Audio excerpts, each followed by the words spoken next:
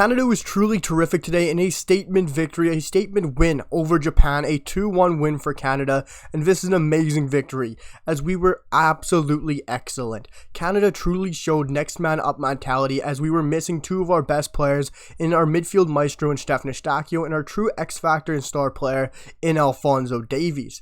But it was next man up mentality and Canada truly shone today, and we really shocked the world and really put a surprise and a smile on every Canadian fan out there in the fan base. And it was a brilliant performance. Whichever way you look at it, we were truly dominant and could have possibly scored another one.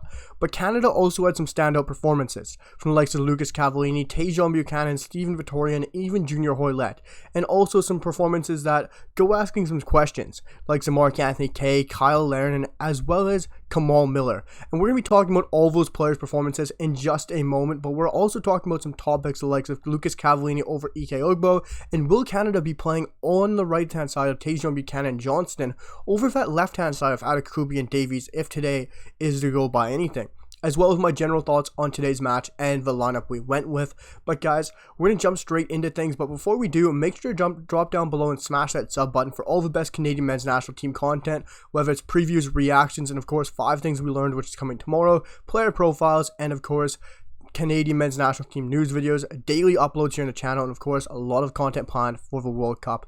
Guys, drop down below, smash that like button, and comment down below on what you thought on today's match, and we're going to jump straight into things with my general thoughts. It was a very interesting match. Of course, Canada fell asleep early, as we are always very poor starting out early. We don't come out of the gates running.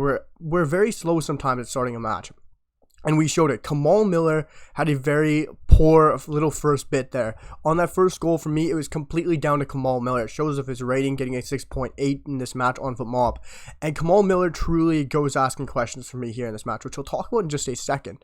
But Kamal Miller was completely ball watching that first goal with a little dink over the top. Yes, you could argue there should be a bit more pressure on that Japanese midfielder who played that ball over the top. It was a sublime ball, but there should be a bit more pressure on that midfielder so he's a bit more rushed to making that pass. And Kamal Miller shouldn't be ball watching as much there as well. He needs to be tracking his runner and following his runner. I know there's been a lot of questions asked on Milan Boyan. Should he been off his line a bit faster? Should he maybe have been there to clean it up, to press that forward a bit more? For me, it doesn't matter. Soma was going to score that, but he shouldn't have had the time to get to the ball. Kamal Miller should have been turning and following his man, which we'll talk about in just a second.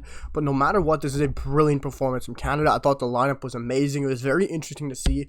I thought maybe he's going to switch to a 4-3-3 or 4-4-2, but he went with our very true and trusted, our 3-5-2 or our 5-2-1-2, or even the 4-4-2, which it can always be.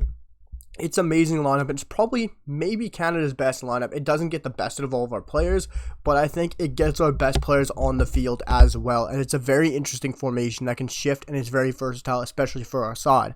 Stephen Vitoria was amazing today. Johnston looked phenomenal playing balls to Tajon Buchanan out wide.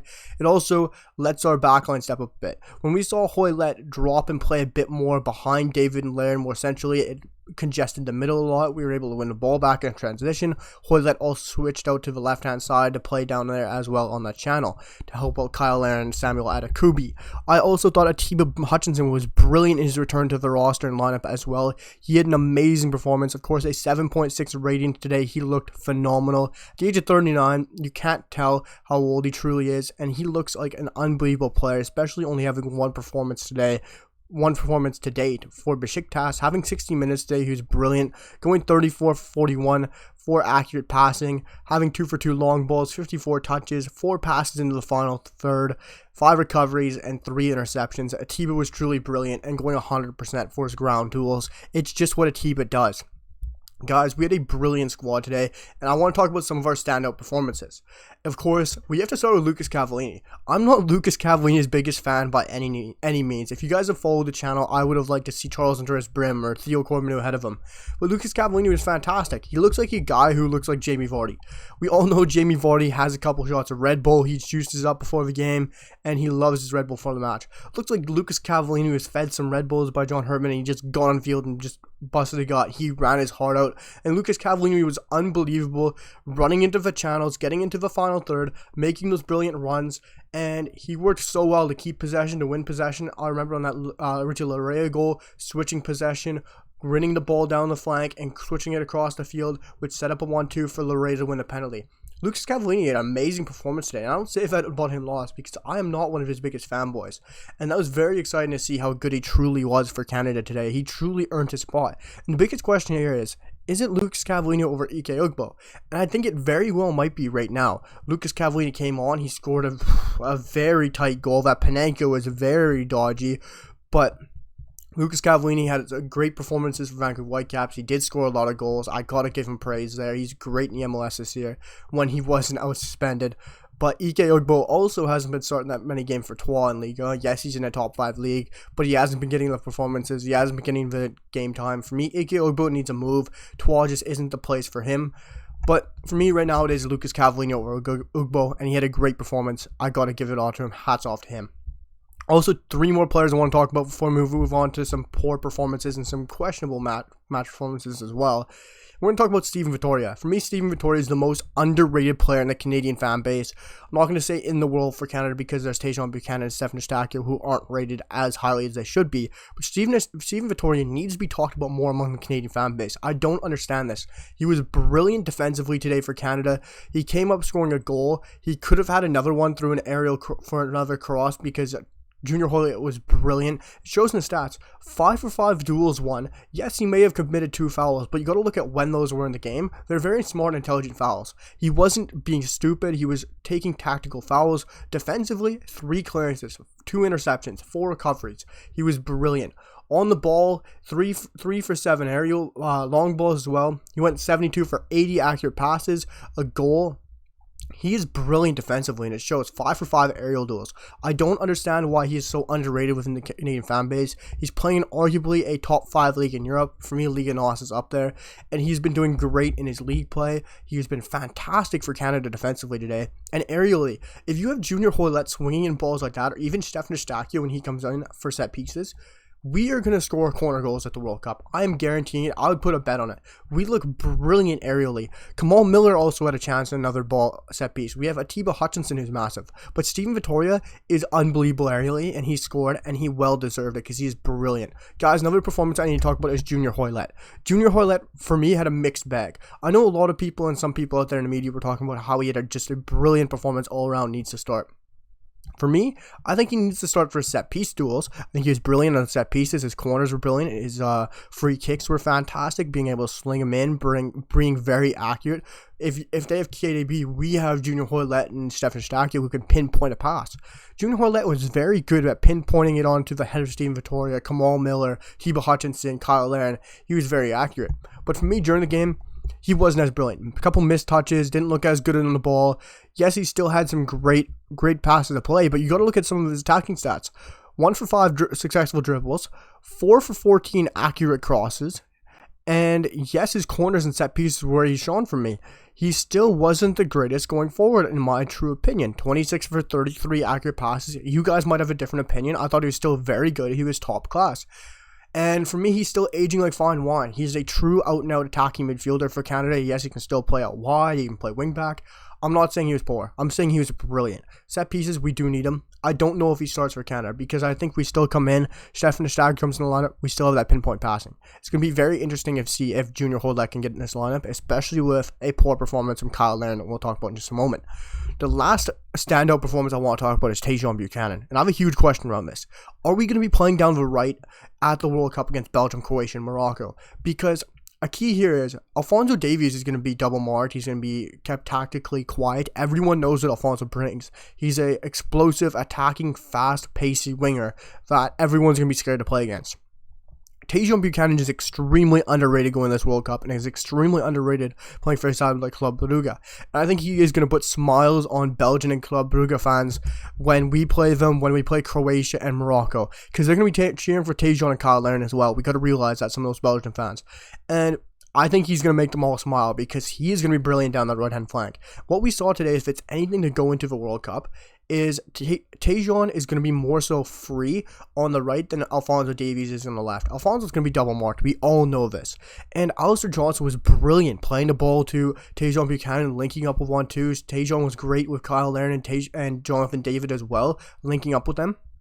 So I think Tajon Buchanan might get a lot of looks down the right-hand side of his explosive ability, his ability to go one-on-one with a defender. He loves to take a defender on 1v1. I think that's a huge factor going to the World Cup, because defenders aren't going to want to take yellows, they're not going to want to take fouls. And I think he's going to be able to go at them 1v1 and be able to get the best of his defender. Also, guys, we're going to quickly move on to some performances I'd like to question out. Let me know what you guys think of these as well as we wrap up the video. Mark-Anthony Kaye. This is a very interesting one that I need to talk about. He was a mixed bag of a performance for me, because we all saw and all know how good he's been for club and country. Against Bahrain, he was very poor. TFC, he was poor since he came back from his injury. This match, he looked very good for some sense, going 31 for 35, short passing accuracy, also going 2 for 3 long balls, 40 touches, 4 passes in the final third, and he was great defensively, going 100% for his tackles. But yes, he had a very good performance in some sense, but it's a mixed bag, because I say this.